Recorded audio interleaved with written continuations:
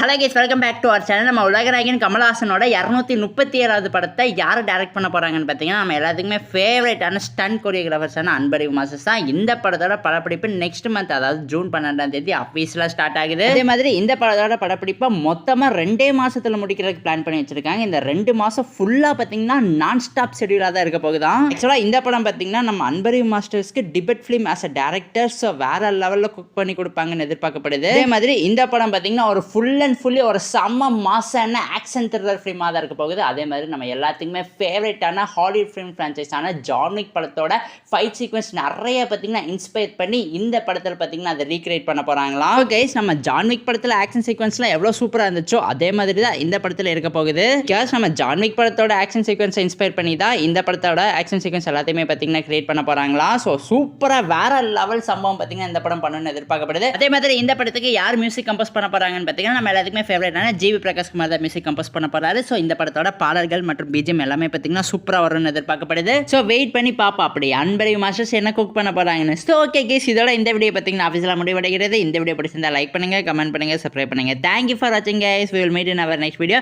அதே மாதிரி உங்கள் ஃப்ரெண்ட்ஸ் யாராவது சினிமாவில் அவசியம் இருந்தாங்கன்னா அவங்களுக்குமே நம்ம சேனலில் மறக்காமல் ஷேர் பண்ணி விட்டு சப்ஸ்கிரைப் பண்ணி வச்சுக்க சொல்லிடுங்க.